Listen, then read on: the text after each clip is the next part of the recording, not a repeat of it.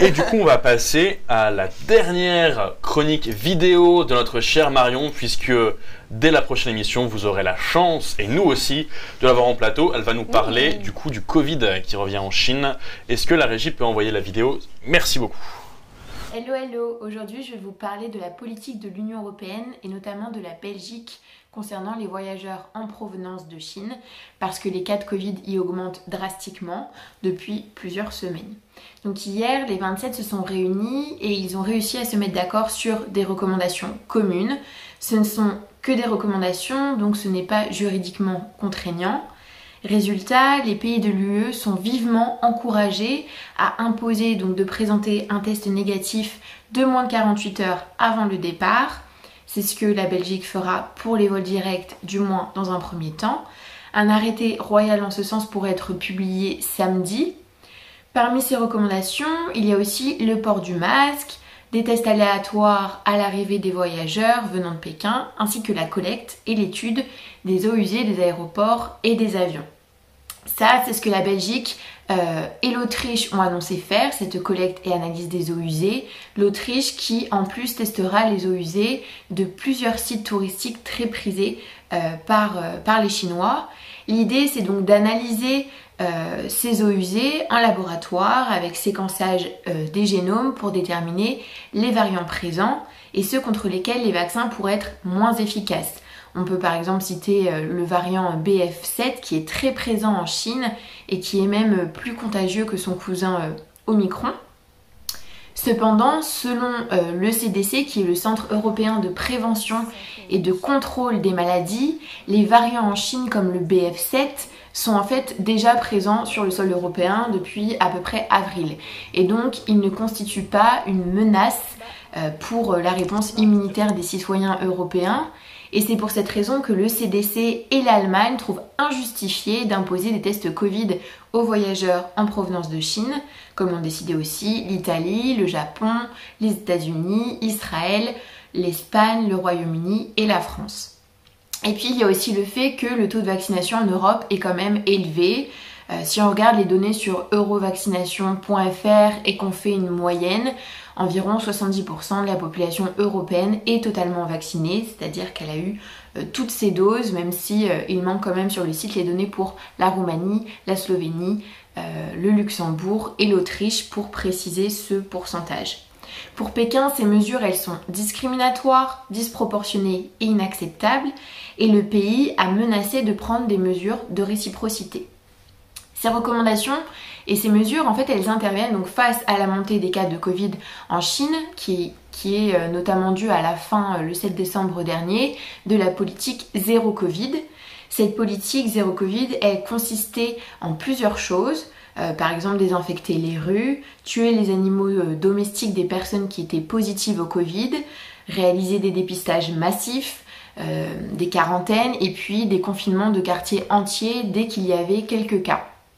Ça a énormément impacté les libertés des Chinois, ça a donné lieu à pas mal de manifestations, surtout depuis la mort en fait de 10 personnes brûlées vives à leur domicile qui étaient cadenassées en raison d'un cas de Covid dans la famille.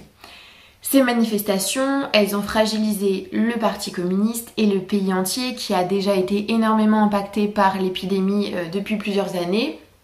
Et le résultat, c'est qu'économiquement, ça ne va pas très bien.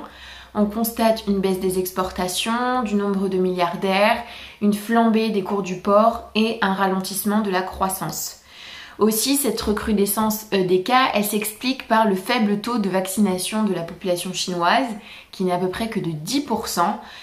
C'est dû à des scandales liés à des vaccins chinois ces dernières années et aussi l'absence d'obligation vaccinale. En effet, en Chine, il y avait simplement une incitation à se faire vacciner avec des bons d'achat, des repas gratuits.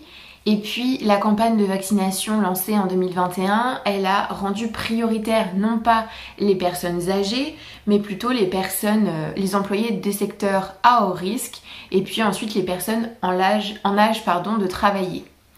Selon les derniers chiffres officiels qui datent à peu près de fin novembre, seuls 66% des plus de 80 ans ont reçu au moins 2 doses de vaccin contre le Covid et 40% une troisième. Et puis aussi, sur le long terme, l'efficacité des vaccins chinois, elle est remise en question. Pékin refuse encore d'autoriser donc les vaccins Pfizer et Moderna, qui sont réputés plus efficaces. Et mardi d'ailleurs, l'Union européenne a proposé l'envoi de vaccins gratuits au pays, des vaccins adaptés aux nouveaux variants. Et la Chine, ce qui inquiète, c'est que dimanche, elle va en fait abandonner les obligations de quarantaine pour les voyageurs qui arrivent de l'étranger. C'est aussi pour ça que l'Union européenne décide de réagir, parce que la situation sanitaire, elle ne risque pas de s'améliorer avec cette ouverture au monde. Et puis aussi, l'Union européenne s'inquiète parce que les données communiquées par la Chine ne sont pas toujours exactes. Elles manquent souvent de transparence. Par exemple, le 24 décembre dernier, le ministère chinois de la Santé a annoncé 5000 nouveaux cas de Covid et 1 mort au niveau national, alors que la ville de Qingdao, qui compte à peu près 10 millions d'habitants, elle a indiqué 500 000 nouveaux cas par jour de Covid. Et la province de Zhejiang, qui est composée de 60 millions d'habitants, 1 million de nouveaux cas quotidiens. Donc on voit bien un décalage. On peut d'autant plus douter de la transparence du pays, puisque un site d'information indépendant de Hong Kong, qui s'est basé sur des informations du gouvernement qui auraient fuité, 18% de la population chinoise serait contaminée par le Covid à l'heure actuelle. Il y a donc clairement un problème de concordance des chiffres qui sont communiqués au niveau national et local. Et d'ailleurs, il n'y a qu'à taper nombre de cas Covid en Chine sur Google pour trouver ça un petit peu bizarre que depuis le 28 décembre, en fait, il est indiqué qu'il n'y a 0 cas et 0 mort en matière de Covid.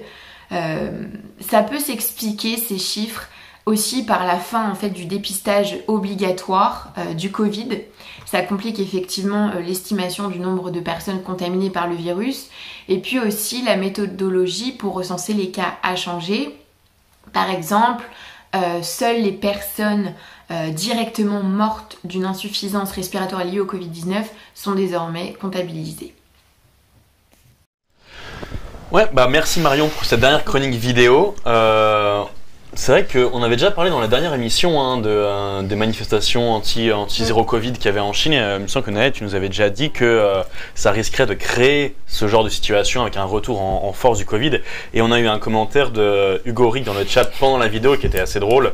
Il disait « Obligation de rester chez soi avec des mesures méga autoritaires. Par contre, le Parti communiste galère à rendre obligatoire un vaccin. » C'est vrai qu'il y a vraiment une sorte de deux poids deux mesures sur le fait... Le gros problème, c'est qu'ils sont partis sur une politique zéro Covid qui est infaisable dans un pays où il y a des millions d'habitants par ville. C'est ça, et puis où ça crée des tensions sociales très très fortes. Et en même temps, on ne pouvait pas non plus garder les gens chez eux indéfiniment, même si ça faisait des mois et des mois que la population chinoise, c'est ça. Des gens enfermés dans des box où on leur servait le plateau repas comme en prison. De la dernière chronique de Naël à la dernière émission, avec Marion, on a reparlé, mais des personnes qui sont mortes brûlées vives parce qu'elles étaient enfermées et qu'elles ne pouvaient pas sortir. À cause des mesures Covid. Donc effectivement, il y avait vraiment la politique de zéro Covid, tentative de zéro Covid a montré ses limites à ce moment-là. C'est-à-dire qu'ils sont arrivés à un point de tension où il ne pouvait pas y avoir une bonne issue. Et là, du coup, sauf qu'ils sont obligés de continuer. C'est ça.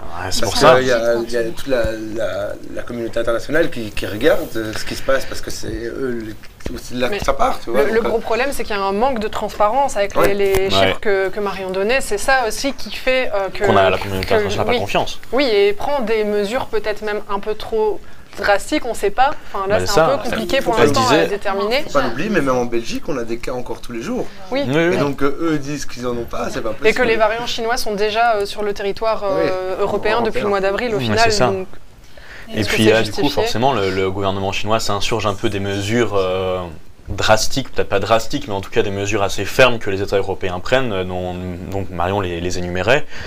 Il y en a eu une autre qui a été rajoutée ici. C'est ça, ouais. Du coup, le gouvernement chinois va laisser ressortir ses ressortissants et la Belgique va demander un test négatif obligatoire à l'entrée sur le territoire belge, juste pour les Chinois, dès ce dimanche, mais il y a déjà un avion qui arrive samedi, c'est ça. Samedi, ouais, et eux ne seront pas concernés par la mesure. Et eux, ils ne sont pas concernés par la mesure. Donc, il y a aussi, on retombe un peu dans pas forcément dans un millefeuille, mais dans ce genre de décision. Un peu pas forcément cohérente dont on a eu l'habitude là pendant les mois Covid, et on espère vraiment qu'on repartira pas pour un tour de manège parce qu'il y a un manque de cohérence. Il y a encore un truc, c'est les vols directs à ne pas oublier. Il y a des vols directs et des personnes qui se déplacent. Quoique la Chine maintenant lève ce jour-là son interdiction de sortie. Ouais.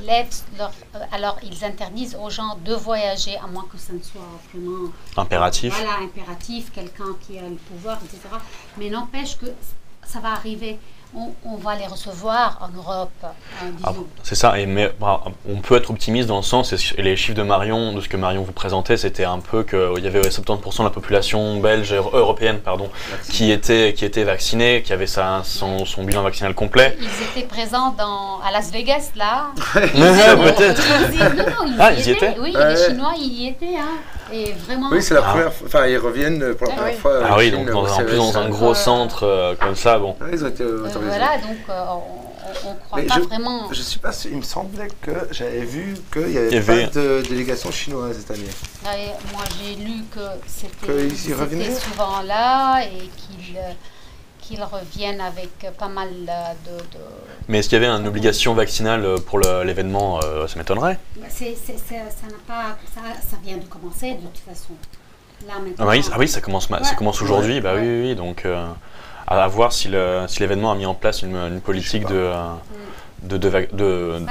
passe obligatoire. Sinon, effectivement, il y a moyen que dans un mouvement international comme ça... Oui, non, les Chinois ne feront pas partie du voyage. Ah, ok, d'accord. Donc, voilà.